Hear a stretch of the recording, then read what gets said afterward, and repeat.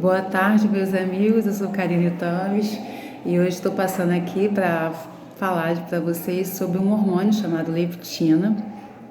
Na verdade, essa ideia de falar desse hormônio é porque a gente, na prática clínica, tratando de pessoas com obesidade, acima do peso, a gente ouve uma fala muito recorrente, deles de serem assim: doutora, eu não tenho fome, mas eu não consigo emagrecer. Não tenho fome e eu não consigo perder peso. Então eu fui estudar para ver por que eles falam tanto nisso, se realmente tem uma coerência, no que eles estão falando. E aí eu fui descobrir que existe um hormônio chamado leptina, tá? A função desse hormônio é reduzir a ingestão alimentar e aumentar o metabolismo. Só que ele funciona como sinalizador, Quanto mais massa de tecido adiposo, mais células adiposas, esse hormônio é sinalizado, E aí você pergunta assim, se a pessoa, faz uma ingestão baixa, de comida, de nutrientes, como é que mesmo assim ela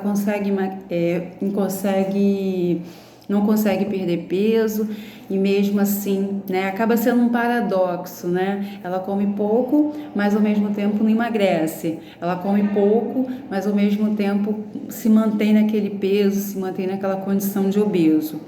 Então, o que acontece?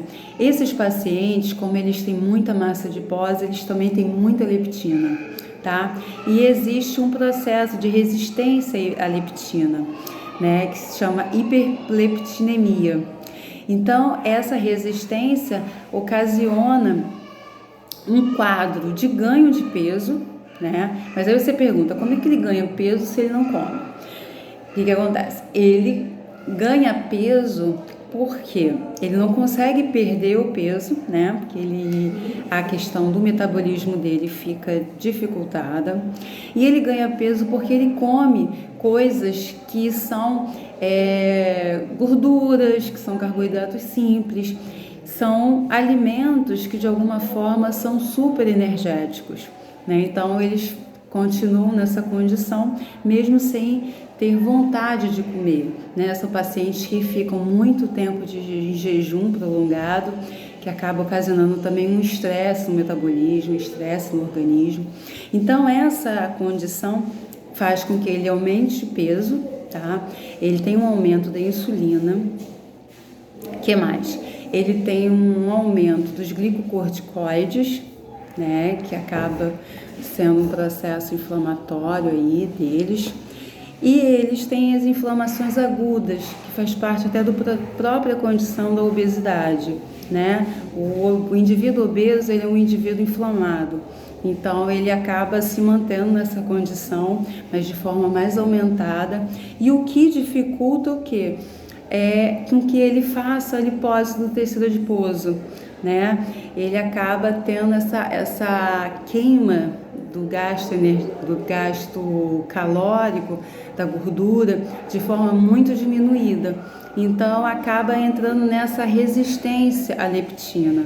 Então, por isso que ele sempre fala no consultório que ele tem essa dificuldade de ingestão alimentar e ele está sempre nessa condição de ele não conseguir perder peso, Então, assim, eu falo para os meus pacientes que eles precisam, estar atentos a essa condição, eles precisam mudar esse hábito alimentar, enfim, para que ele volte, a reduzir essa massa de tecido adiposo, Então, assim, existem alguns estudos que são muito contundentes falando que a cada 10% da redução do peso corporal, a leptina também reduz. Então, é um processo duplo, Quanto mais tecido adiposo, mais leptina. Quanto menos tecido adiposo, menos leptina. Então, é um processo que ele se vê, E a gente precisa tratar, Eu sempre falo para os profissionais de saúde que é preciso entender a condição metabólica para você entender o indivíduo que sofre de doenças metabólicas, né? Porque o organismo, ele desencadeia vários sinalizadores, várias fontes de gatilho que acabam ocasionando essas mudanças, né? Então, o que a gente vê, percebe na prática é que eles se sentem culpados, eles se sentem, e na verdade eles não sabem o que acontece, né? Mas nós, como profissionais de saúde, precisamos entender e saber, né, o que esse metabolismo influi no seu dia a dia, para que a gente possa tratar todas as condutas, poder fazer o melhor de estratégias, de dietas, para que ele consiga voltar na sua condição normal. Então, é o que eu queria falar hoje para vocês, o meu recado, e dizer que estudar sobre o metabolismo é um duplo desafio, né? Porque os vários hormônios, várias cascatas que desencadeiam vários processos. Mas, assim, entender essas condições faz com que a prática clínica seja cada dia mais fácil, melhor, e a gente possa, para cada indivíduo, para cada situação, a gente poder traçar uma conduta e um intervir mais integrado dentro da realidade de cada um, tá? Um abraço que eu deixo para vocês, um bom fim de semana e até mais. Tchau!